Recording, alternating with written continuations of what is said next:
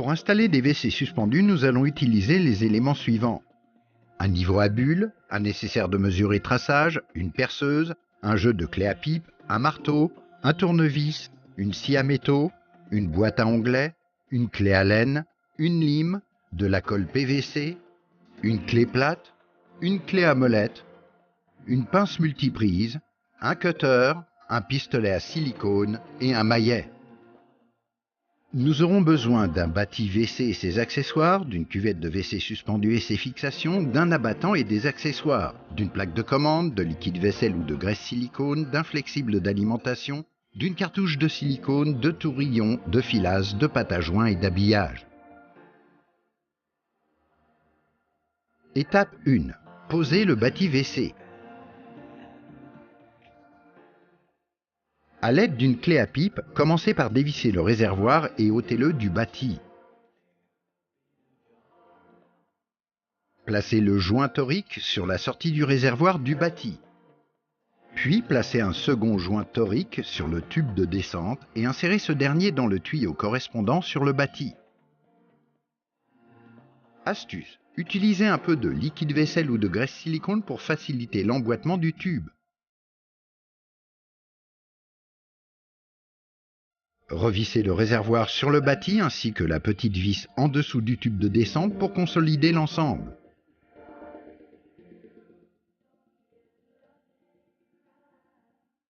Utilisez une clé à laine pour desserrer les fixations attachant le bâti aux pieds. Soulevez le bâti des pieds. Tournez les plaques de fixation au sol vers le mur avec le débord vers l'intérieur du bâti. Replacez ensuite le bâti sur les pieds. Afin de régler la hauteur du bâti, commencez par mesurer au dos de la cuvette la distance entre le haut de la cuvette et l'axe des trous de fixation. Puis reportez cette mesure sur le bâti dans l'axe des trous de fixation pour la cuvette. Astuce: facilitez-vous la tâche en couchant le bâti sur le sol.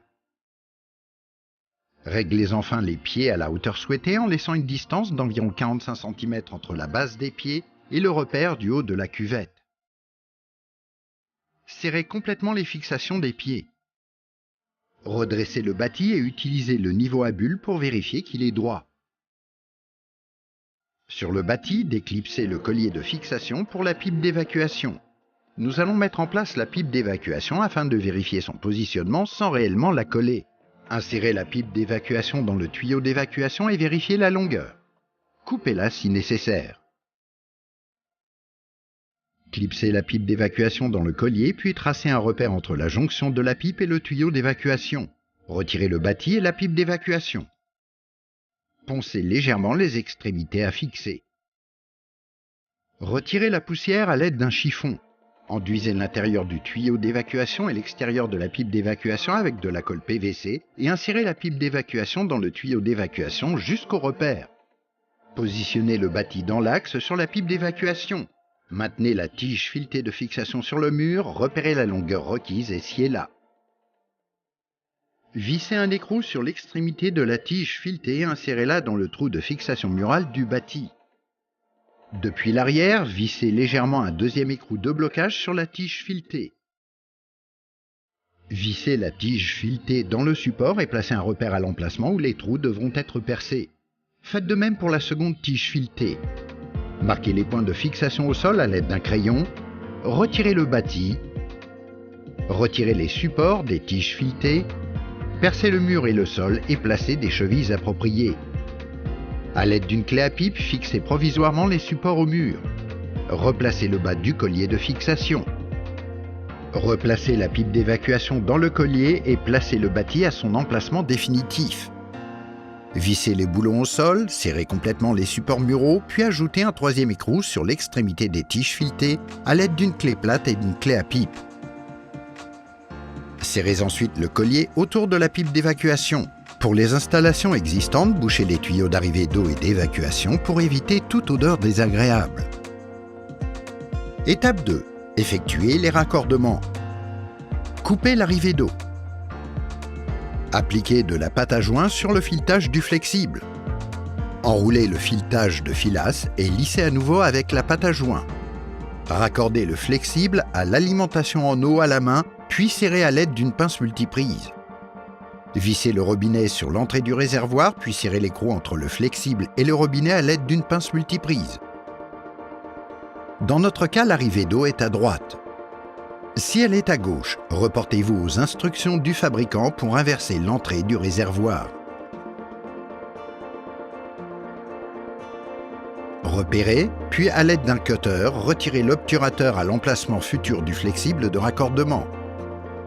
Clipsez le couvercle sur le réservoir, puis retirez l'obturateur à l'emplacement de la plaque de commande. Faites ressortir le câble du mécanisme de la plaque de commande. Placez temporairement l'habillage devant le bâti. Fixez le manchon d'évacuation sur la cuvette. Placez le joint sur le manchon d'arrivée d'eau et positionnez-le sur la cuvette. Placez une règle sur l'arrière de la cuvette et marquez les positions intérieures des manchons. Retirez les manchons. Sur le manchon d'évacuation, tracez un repère à 7 cm de l'extrémité qui sera inséré dans l'évacuation. Insérez le manchon dans l'évacuation jusqu'au repère à 7 cm, puis tracez un troisième repère correspondant au bord de l'habillage. Fixez un joint sur le manchon d'arrivée d'eau et insérez-le dans son emplacement en respectant le sens de pose. Repérez le bord de l'habillage sur le manchon. Reportez la mesure entre les repères à l'extrémité du manchon d'évacuation et coupez à l'aide de la scie à métaux et de la boîte à onglets. Et bavurez les découpes. Faites de même pour le manchon d'arrivée d'eau.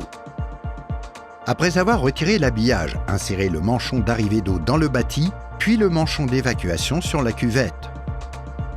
Placez un écrou derrière le bâti et vissez une tige filetée dans le trou le plus intérieur du bâti et dans l'écrou. Faites de même pour la seconde tige filetée. Laissez la tige filetée dépasser d'environ 10 cm. Serrez à la main l'écrou de blocage, puis serrez complètement à l'aide d'une pince multiprise. Étape 3. Posez l'habillage. Vérifiez la hauteur de l'habillage par rapport au bâti. Coupez le bas si nécessaire. Encollez les extrémités des tourillons. Utilisez un marteau pour les insérer dans les trous. Encollez les bords des panneaux d'habillage et assemblez-les. Appliquez votre revêtement ou finition avant de positionner définitivement l'habillage. Posez un cordon de silicone en dessous de l'habillage et lissez avec un doigt humide. Étape 4. Posez la cuvette. Placez les protections en caoutchouc sur les tiges filetées, puis posez la cuvette sur les tiges en vous référant à la notice de montage du fabricant. Vérifiez que la cuvette est de niveau avant de la fixer définitivement. Posez un cordon de silicone autour du bord de la cuvette et lissez avec un doigt humide. Insérez les chevilles en plastique dans les trous de la cuvette et enfoncez-les à l'aide d'un maillet. Placez les rondelles d'étanchéité sur les supports, puis vissez-les dans les chevilles en plastique. Posez les rosaces de finition sur les supports et clipsez l'abattant. Étape 5. Posez la plaque de commande. À l'aide d'un cutter, détachez la vis de fixation en plastique du support de la plaque. Positionnez le support de la plaque devant le bâti et serrez les vis en plastique. Coupez les vis si nécessaire. Branchez le câble du mécanisme sur la plaque de commande. Rouvrez l'alimentation en eau et le robinet du réservoir. Clipsez ensuite la plaque de commande sur son support. Actionnez la chasse d'eau pour vérifier l'absence de fuite au niveau des branchements. Votre WC suspendu est maintenant installé.